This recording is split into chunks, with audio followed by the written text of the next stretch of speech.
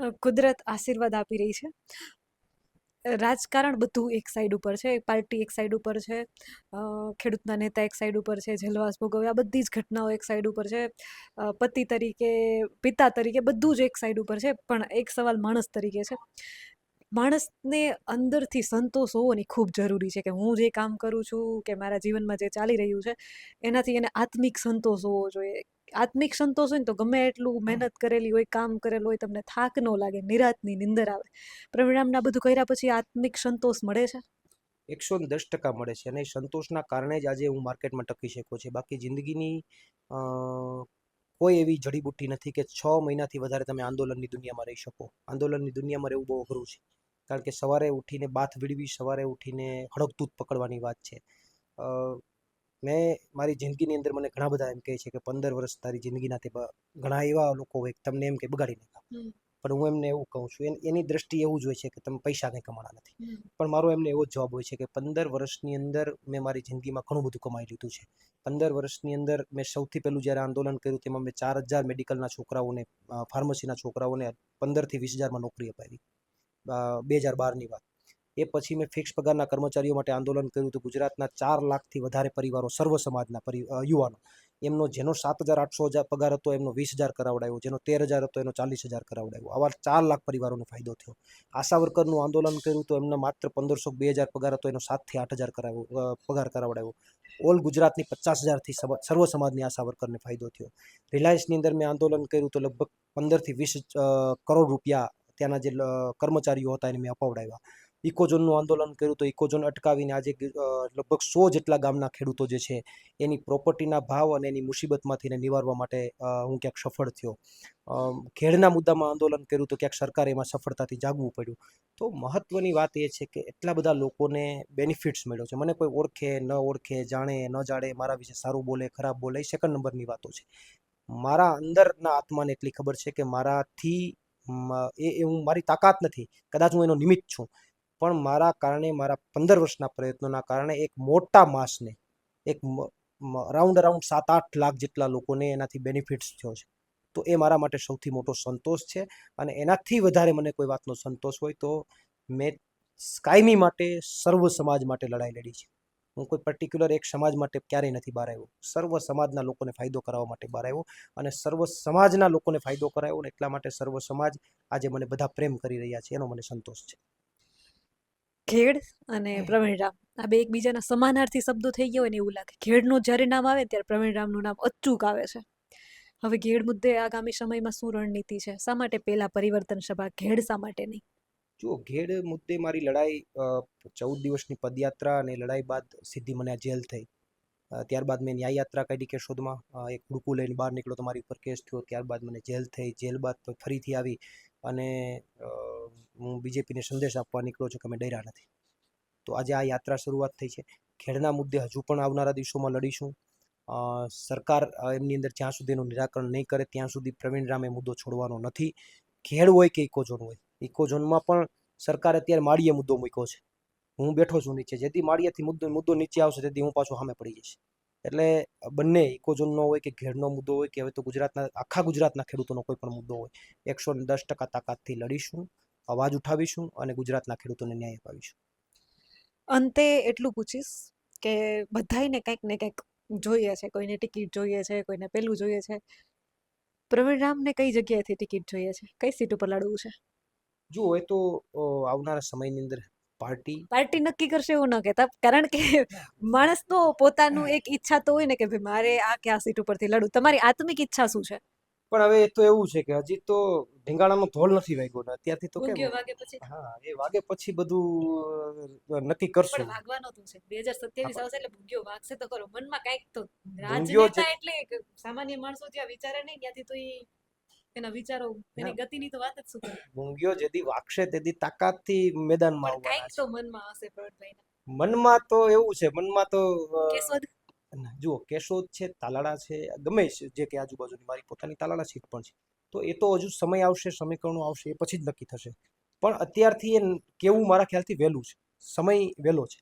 તો આવનારા સમયની અંદર જે સમીકરણો બનશે, જે સ્થિતિ બનશે, એના આધારે 110% ચૂંટણી મેદાનમાં ઉતરશું. એમ નથી કહેતા કે નથી ઉતરવાના, ઉતરવાના છે, તાકાતથી લડવાના છે, અને બીજેપીની સામે કમ્પ્લીટલી બાથ ભીડીને પરિણામ લાવવાના છે. સામાન્ય રીતે રાજનેતાઓ અને ચૂંટણી જ્યારે આવે ને ત્યારે જાતિવાદ, ધર્મ આ બધા મુદ્દા આવતા હોય છે. પ્રવીણ રામને સમાજનો કેટલો ટેકો છે? જો એ તો હવે સમાજે વિચારવું રહ્યું. પ્રવીણ રામે કોઈ લડાઈ લડતા પહેલા સમાજનું વર્ગીકરણ કર્યું હોય તો એ સમાજે એનો એક પ્રત્યુત્તર આપવાનો રહ્યો. પ્રવીણ રામ જ્યારે ઘેડના મુદ્દે લડાઈ લડવા નીકળ્યો ત્યારે એવું વિચાર્યું હોય કે ભાઈ અહીંયા તો સૌથી વધારે કોળી સમાજના લોકો રહે છે, હું શું કામ 14 દિવસ ચાલુ? તો જો પ્રવીણ રામે એવું ન વિચાર્યું હોય, પ્રવીણ રામે એવું વિચાર્યું હોય કે કોળી સમાજના ભલે આ ગામડાઓ છે, મારે એમને ન્યાય અપાવવો છે, તો મતદાન સમયે કોળી સમાજે પણ એ ન વિચારવું જોઈએ. એક ચોક્કસથી છેલ્લા એકાદ વર્ષથી એ જાગૃતિ તો આવી છે, બધાયને ખબર પડી ગઈ કે કોળી સમાજ બહુમત છે, તો બધાય કોળી સમાજને રીઝવવાના પ્રયત્નો કરે છે. હું તમને કહું, મારે તમે આખો જવાબ જ નથી સાંભળ્યો. ખેડનો મુદ્દો છે તો સૌથી વધારે કોળી સમાજના ગામડા, ઇકોઝોનનો મુદ્દો છે તો સૌથી વધારે પાટીદાર સમાજના ગામડા. તો હું શું મેં પ્રવીણ રામે ઇકોઝોનની લડાઈ લડતા પહેલા એવું નક્કી નથી કર્યું ભાઈ તો મારા સમાજના ગામડા નથી, પાટીદાર સમાજ જ છે, તો હું શું કામ 14 દિવસ અન્ન છોડી દઉં? મેં નથી વિચાર્યું. તો પાટીદાર સમાજ પણ ચૂંટણીમાં નહીં વિચારે. એ રીતે કર્મચારીઓ માટે લડાઈ લડ્યો તો બધા સમાજના લોકોને ફાયદો થયો. જે સમાજ મોટો છે એને વધારે ફાયદો થયો. તો મેં નથી વિચાર્યું કે ભાઈ આમાં ખાલી એક જ સમાજને ફાયદો થાય તો જ મારે લડાઈ લડવી છે. 2 વર્ષ મારી જિંદગીના મેં ખર્ચી નાખ્યા ફિક્સ પગારની લડાઈમાં. તો જ્યારે હું ચૂંટણી મેદાનમાં હશે ત્યારે મને વિશ્વાસ છે કે બધા સમાજો એ વિચારશે જ નહીં, કારણ કે મેં જેવું વાવ્યું છે એવું ઉગશે. મેં વાવ્યું છે. મારો સવાલ તમારા સમાજને લઈને, તમારા સમાજનું તમને કેટલું સમર્થન છે? 110% સમર્થન છે. એમને સમાજ, જો દરેક વ્યક્તિને પણ ગૌરવ હોય અને સમાજને પણ ગૌરવ હોય. આજે હું એક સમાજના વ્યક્તિ તરીકે સર્વ સમાજના કામ કરી રહ્યો છું, ત્યારે સમાજના તમામ લોકોને ગૌરવ છે. અને સમાજના લોકોને શું કામ ગૌરવ ન હોય? એને ગૌરવ છે કે ભાઈ કાંઈ વાંધો નહીં, સમાજનો એક દીકરો છે કે જે સર્વ સમાજ માટે કામ કરી રહ્યો છે. તો સમાજના દરેક આગેવાનો અને દરેક લોકોને તમામને ગૌરવ છે આ વાતનું. તમે જે સમાજમાંથી આવો છો પ્રવીણભાઈ, ત્યાં આમ આદમી પાર્ટીમાં તમારો સમાજ ઓછો છે, એટલો બધો નથી. સામાન્ય રીતે જો કે વિચારધારા એ જ છે, આપણે સામાન્ય રીતે બે જ પક્ષને પહેલેથી જોતા આવ્યા છે. આપ નવી પાર્ટી છે, ભાજપ અને કાં તો કોંગ્રેસ, એટલે સમાજમાં એ વસ્તુ છે. હવે પરિવર્તન સમાજ સ્વીકારે છે? 110% સ્વીકારે છે, દરેક સમાજ સ્વીકારે છે. પરિવર્તન એ સંસારનો નિયમ છે અને દરેક સમાજ પરિવર્તનને સ્વીકારે છે, પણ એના માટે તમારે પહેલા શક્તિ બતાવવી પડે. અને એ શક્તિ બતાવવા માટે અમે બધા તમામ જે પણ લીડરો છે આમ આદમી પાર્ટીના, એ પોતાની શક્તિ બતાવી રહ્યા છે. તો એ શક્તિને જોઈને હું એવું માનું છું કે ગુજરાતનો દરેક સમાજ પરિવર્તનને સ્વીકારશે અને પરિવર્તનની દિશામાં અમારા જેવા યુવાનોને આશીર્વાદ આપશે. જ્યારે રાજુભાઈનું રાજીનામું પડ્યું ત્યારે અટકળો એ પણ થાય કે ધીમે ધીમે પ્રવીણભાઈ પણ રાજીનામું આપશે, પણ એવું ન થયું. એમણે રેલીનું આયોજન કર્યું છે અને લડત આપી રહ્યા છે, એટલે સ્પષ્ટપણે 2027 આપના બેનર હેઠળ જ લડશે એવું લાગે છે. પણ એમ છતાંય એમ એ ખુદ હસી પડ્યા છે, એટલે હવે આ હસીનો શું મતલબ હોય એ તો હવે તમે જ કહેશો મને. ના, આ પ્રશ્ન અગાઉ પણ આપણે એકવાર ચર્ચા થઈ હતી કે 2027ની ચૂંટણી ચોક્કસથી પાર્ટીમાંથી, આમ આદમી પાર્ટીમાંથી લડીશું. અને ગુજરાતના ખેડૂતો જ્યાંથી નક્કી કરશે, પાર્ટી નક્કી કરશે, ત્યાંથી અમે 110%. અને બીજી વાત કે હવે પ્રવીણ રામની વિકેટ છે, આવું તો કેટલા સમયથી ચર્ચાઓ થાય. કોક પાર્ટીમાંથી જાય એટલે એવી વાત આવે કે કારણ એનું કારણ છે કે માની લો કે મહેશભાઈ સવાણીએ જ્યારે રાજીનામું આપ્યું તો મારે મહેશભાઈ સાથે આત્મીયતાના સંબંધો હતા. મહેશભાઈનું રાજીનામું પડ્યું તો લોકોમાં ચર્ચાનો વિષય બન્યો કે હવે પ્રવીણ રામની વિકેટ પડવાની. પણ હું શાંતિથી જોતો હતો કે આમ આદમી પાર્ટીમાંથી એટલા રાજીનામા કેમ અપાય છે? પાર્ટી તો પરિવર્તન લઈ આવે છે, નાના માણસોની પાર્ટી છે, તો પછી રાજીનામા કેમ? પાર્ટી પાસે કોઈ હોદ્દો નથી, સત્તા નથી, તો લડાઈ થાય છે ને. શું એ તો કેવું છે, અમે પરિવર્તન કરવા નીકળ્યા છે તો પાર્ટીમાં પરિવર્તન તો થતું રહેવાનું ને, એટલે તો અમે કરવા નીકળ્યા છે. પાર્ટીના પરિવર્તનનો વારો છે. ના, આ વસ્તુ એવી છે, સંઘર્ષની લડાઈ છે. સંઘર્ષની લડાઈની અંદર જે લોકો સંઘર્ષ કરી શકે એ સંઘર્ષ કરતા રહેવાના, જે નથી કરી શકવાના એ રસ્તો બદલવાના. તો એ તો ચાલતું રહેવાનું. જ્યાં સુધી કોઈ પાર્ટી સત્તામાં ન આવે ત્યાં સુધી આ પ્રોસેસમાંથી દરેક પાર્ટી પસાર થવું પડે. આ કોઈ અલગ વાત નથી. આ નોર્મલ પ્રોસેસ છે ને, એ પ્રોસેસમાંથી અમારે પસાર થવું પડશે. હમણાં વિધાનસભામાં બજેટ જાહેર થયું છે. બજેટ સમયે ખૂબ વિડીયા એમએલએના બધા વાયરલ થયા. એમએલએના ગોપાલભાઈ હોય કે ચૈતરભાઈ હોય કે કોઈ પણ હોય, આપણા ગૃહમંત્રી હોય, બધાના વિડીયા, સ્ટેટમેન્ટો વાયરલ થયા. શું તમે વિધાનસભામાં કોઈ મહિલાને અવાજ ઉઠાવતા જોઈ છે? એક પણ મહિલા એમએલએ જોયા છે? ના, અત્યાર સુધીમાં જે માની લો કે જે લેવલથી હું મહિલાઓ, તમારી પાર્ટીની વાત નથી હા, કરતી, હું હું જનરલ વાત કરું છું. જનરલ વાત કરું છું કે જે જનરલ પ્લેટફોર્મ ઉપર દેખાવું જોઈએ કે મહિલા કોઈ રીતે અવાજ ઉઠાવતા હોય, એવું મને હજી સુધી વિધાનસભાની અંદર મારી નજર સમક્ષ નથી આવ્યું. તો હું એવું માનું છું કે મહિલાઓએ પણ જાગૃત બની અને વિધાનસભાના પ્લેટફોર્મ ઉપર અવાજ ઉઠાવવો જોઈએ, કોઈ પણ પક્ષના હોય, એવું નથી કહેતું કે આ કે તે, કોઈ પણ પક્ષના હોય. પક્ષ મહિલાની વાત આવે ને એટલે પક્ષ આવતો જ નથી, કેમ કે એક બે હોય ને તોય ઘણી વાત છે, કેમ કે છે જ નહીં. તમે ખુદ એમ કીધું પક્ષની વાત નથી કરતી, બાકી કોઈ પુરુષોની વાત હોત તો સીધી પક્ષની વાત આવત. એનો મતલબ તો સાફ છે કે મહિલાઓ છે જ નહીં, ગમે એ પક્ષમાંથી આવે પણ આવે તો ખરા, વાત તો ત્યાંથી છે ને. હા, પણ હું એટલા માટે જ કહું છું કે મહિલાઓએ આગળ આવવું જોઈએ ને હું તો આપને પણ કહું છું કે આપ પણ રાજનીતિમાં આવો અને વિધાનસભામાં અવાજ ઉઠાવો. અમે તો ઈચ્છીએ છીએ કે કોઈક અવાજ ઉઠાવવા વાળું વિધાનસભામાં આવે. તો અચ્છા, મારે મારે શા માટે આવવું જોઈએ? ના, અવાજ ઉઠાવવા માટે એક મહિલા ગુજરાતમાં જો કોઈ અવાજ નથી ઉઠાવતી એટલે તો કોણ ઉઠાવે? કોઈ એવી મહિલાઓ દેખાય છે કે જે અવાજ ઉઠાવતા હોય? કોઈ પણ, હું પાર્ટીની તો વાત જ નથી હવે અહીંયા. સામાન્ય ખાલી ગુજરાતની મહિલા, એકાદી મહિલા જે ખરેખર અવાજ ઉઠાવતી હોય. ના, અત્યાર સુધી મને વિધાનસભાની અંદર એવું દેખાણું નથી કે કોઈ મહિલાએ એટલો બધો મજબૂતાઈથી અવાજ ઉઠાવ્યો હોય કે જેની નોંધ સમાજે લીધી હોય.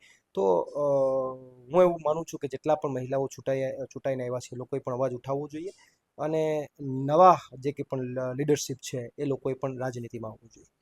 રાજનીતિની વાત નથી કરતી, ખાલી એમ જ જનરલી વાત થઈ છે કે કોઈ પણ ફિલ્ડમાંથી કોઈ મહિલા એકેય તમને ગુજરાતમાંથી દેખાય છે ખરેખર લડે છે? ના, જુઓ, એ તો વાસ્તવિક રીતે જે હળદળવાળી ઘટના બની એમાં આપ લડ્યા છો તો એ તો આખી ગુજરાતની જનતાએ જોયું છે.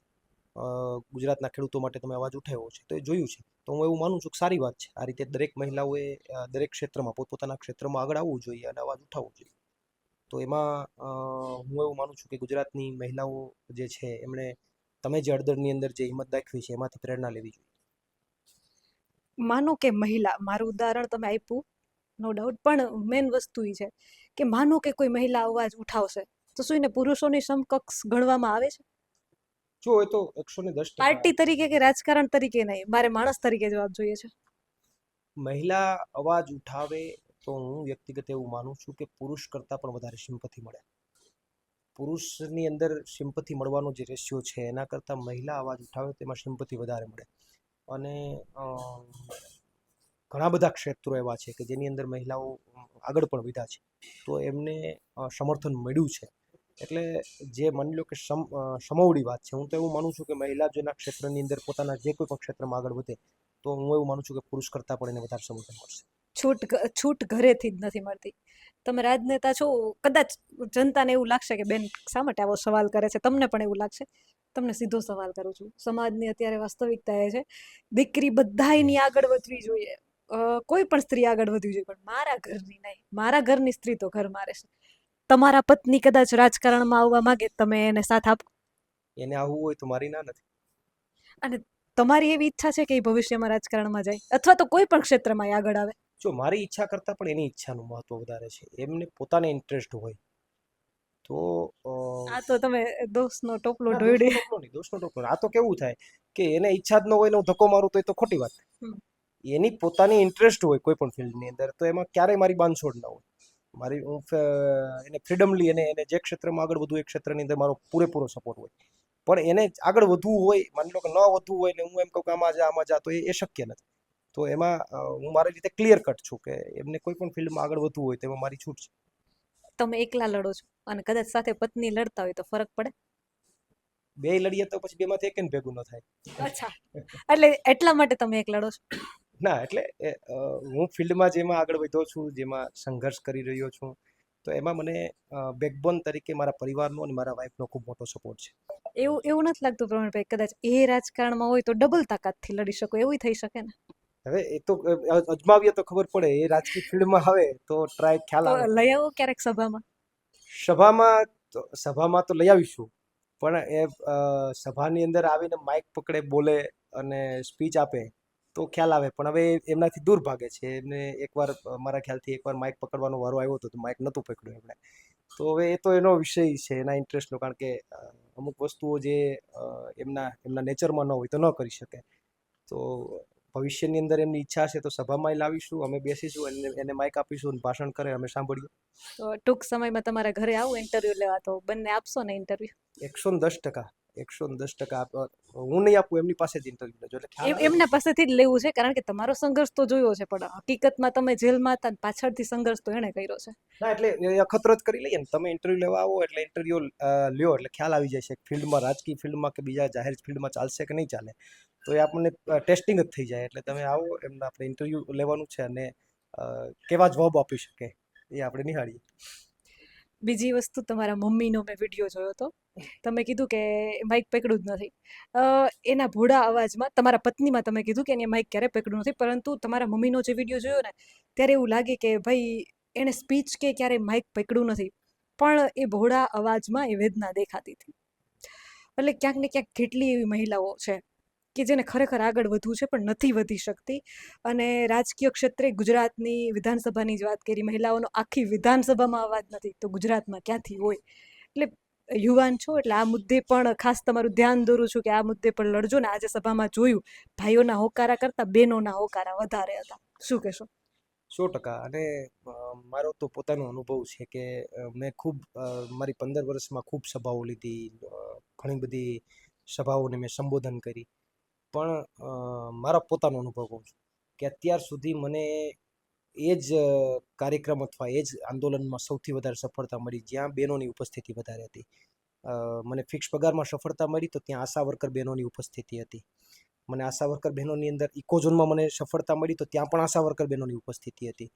તો મેં પોતે ફીલ કર્યું છે કે હું એક વિશાળ જનસંખ્યાને સંબોધતો હોય અને એમાં જો બહેનો બેઠા હોય તો સૌથી વધારે મારી વાતની કોઈને અસર થતી હોય તે બહેનોને થાય છે. મેં મારી અનેક સભાઓમાં, આશા વર્કર બહેનોની અનેક સભાઓમાં મારા એવા દ્રશ્યો છે કે મારી સભા ચાલુ હોય અને બહેનો રોવા માંડે, એના આંખમાંથી આંસુ પડી જાય.